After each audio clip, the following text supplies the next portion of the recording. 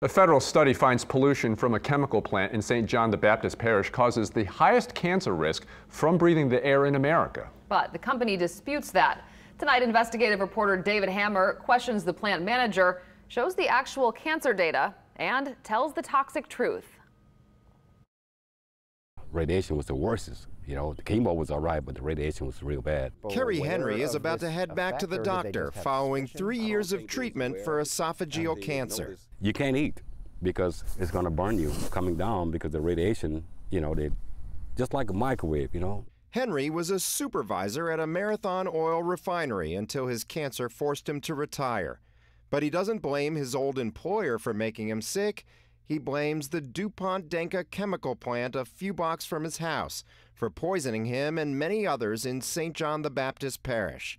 You could walk around here, and a lot of houses you go to, a lot of people had cancer. Yes. But they never knew why they had cancer. Yes. You know, and this is where it's coming from DuPont. The idea that the DuPont Denka plant is causing people's cancer comes from a 2015 report by the U.S. Environmental Protection Agency. That report found the air pollution from this plant puts the people in the neighboring communities at the highest risk of getting cancer in the entire country. But having the highest risk has not translated into more actual cancer cases in St. John. Well, I'm a firm believer in data. I'm a firm believer in making decisions that are rooted in science. That's how I operate. State Environmental Protection Secretary Chuck Carr-Brown looks at the LSU Tumor Registry that tracks every cancer diagnosis in the state and finds the cancer rate in St. John hovers around the state average. And for certain categories, African American females being one, is even lower than the state average. And Brown said state health officials have assured him there's no imminent health threat from chloroprene, the chemical used at the DuPont Denka plant to make the synthetic rubber neoprene. So it gives us time to work on a solution to reduce chloroprene from an engineering standpoint at the plant. Brown started working on that solution when he took office in 2016. He quickly got a commitment from the plant's new Japanese owners, Denka, to cut emissions by 85%. Over the last year, Denka has spent more than $30 million installing condensers to recapture chloroprene byproduct, and this large burner called an oxidizer to destroy the rest. The 15% that remains cannot be sent to these facilities. Plant manager Jorge Lavastida says Denka didn't know what it was getting into when it bought the chloroprene operations from DuPont in late 2015, just 1 month before the EPA released its NATA cancer risk study. Before November 1st, 2015, Denka was not aware of the NATA study. Did Denka know about the 2010 IRIS report that determined that chloroprene was a likely carcinogen? Not that I'm aware of. Okay, why wouldn't they have known that? I mean, that's Denka's business, isn't it, chloroprene?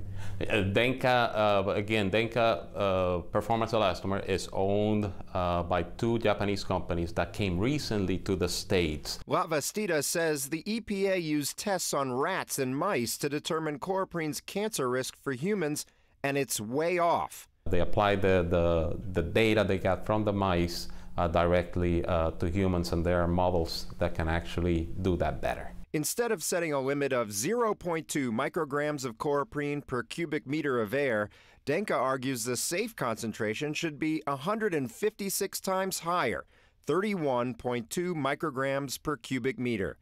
Last month, the EPA rejected Denka's argument.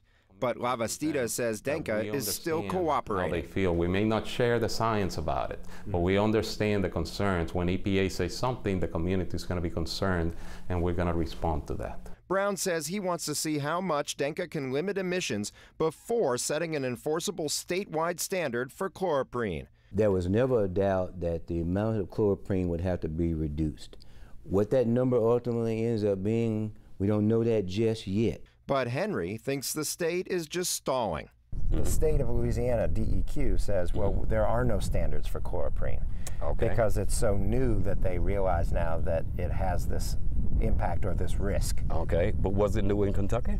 The only other chloroprene plant in America was in Louisville, Kentucky, until the city of Louisville set its own chloroprene standards back in 2005.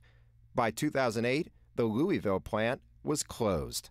DuPont decided that they weren't going to spend the money to put on all the control technologies there, and they decided to shut it down and move it here. Environmental scientist Wilma Subra worked in Louisville's Rubbertown industrial zone in the early 2000s, collecting data to expose emissions of 18 toxic chemicals. Citizens in Louisville were able to get action because they participated in this program, which was called a STAR program, which required the reductions. Before Louisville adopted the STAR program, cancer rates in Louisville's Jefferson County were among the highest in Kentucky. They're still higher than the state average, but not by as much. Subra hopes she can help St. John residents push for a similar program here. Henry says the oxidizer Denka just installed is a good start. Oxidizer is good. It's real good because it's going to clean up everything. Yeah. But still, you still have to go with the APA standards. That's why Henry says he won't be able to rest easy until Louisiana implements a real enforceable emissions control program like the one in Kentucky. Until then, he just hopes he can control his cancer. What are you hoping to hear from the doctor today? See you later. That's all I want him to tell me. See you later. David Hammer, Eyewitness News. DuPont disputes the EPA's assessment and says it always kept chloroprene emissions below permitted limits. On Monday, the Toxic Truth looks at the area called Cancer Alley. Does it really deserve that name? That's Monday at 10 on Channel 4.